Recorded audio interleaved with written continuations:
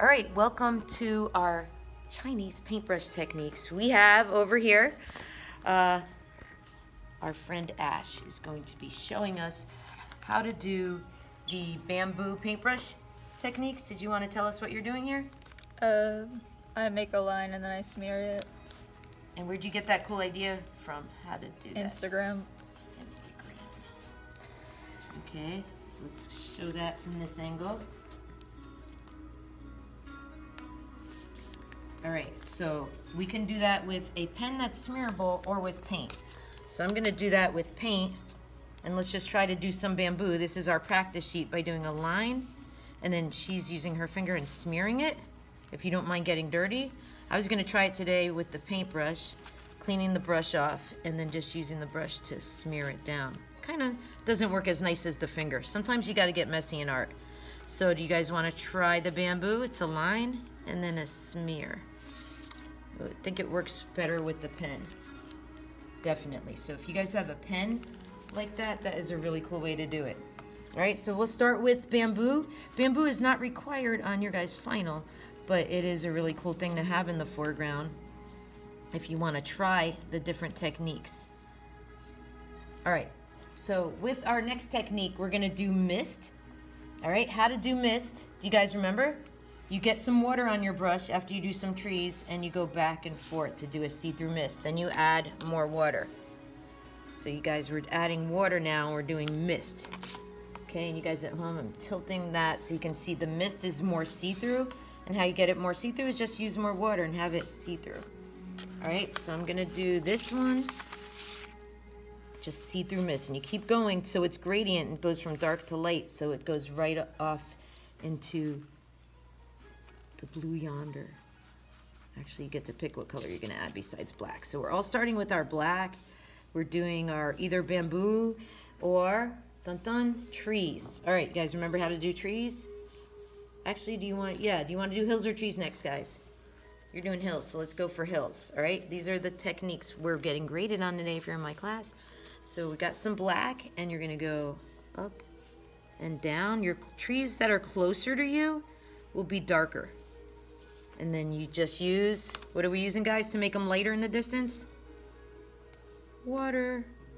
All right, and so I'm just using water and making my hills in the distance lighter by just adding water. And then at the base of the hills, to make it look more natural, doing mist just by using water now. The water should be slowly getting black, having a little pigment to it and going back and forth. All right. All right, so we have hills. On our hills, how do we add texture, guys? Do you remember? You get the black, and then I get a tissue, and I press the brush so the end gets frayed, right? And then you do texture with a little bit of cross-hatching or dabbing to show that there's more of a rocky, or you could do it up and down and make it look like there's little trees on your hills. And that's why I like to do some of this in the foreground, and we'll be doing some of that technique of texture on your trees, okay? Wait, who remembers, guys? Out of mist, texture, waterfalls, or trees, what else we use the frayed edge for? Waterfalls. All right. So when you have the frayed edge, let's grab it, dab it on where you want on your rock or your mountain, and go straight down, right? So again, you press it, the frayed edge, and you go straight down to do waterfalls. Then you could do a little back and forth to show some mist. Remember to add the mist see-through, add water. All right, so we have mist, we have texture we've practiced. This is what I'm grading today, guys. We have waterfalls that I'm grading. That's all posted on Google Classroom instructions, and now trees. All right, so I'm getting some more black. Trees, I'm gonna have some, like on Mulan, how they kind of hang down and the petals fall down. So they start a little thicker at the edge and they get a little thinner, right? So do your trees. I'm gonna have one coming down and one growing right across here. I'm gonna have some symmetry and leading lines with my composition rule. All right, so you start thicker. And for you guys, my students in my class, this is your second day practicing this technique, so this is the day you're photographing it and getting these graded.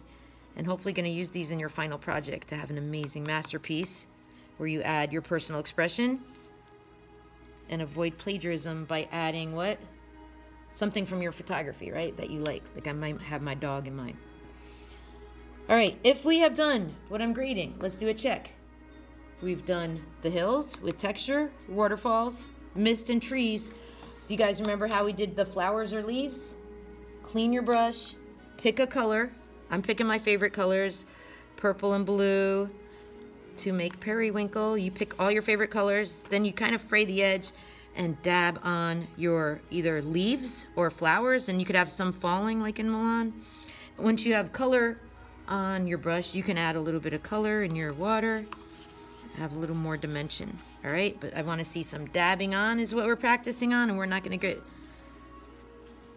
perfection, but I'd like to see a little bit of dabbing. All right, how we doing over here? Looks amazing, my friends. Over and out from this video lesson. Can't wait to see yours. We're going to continue working and making ours look more and more amazing. But try to keep these videos short and sweet.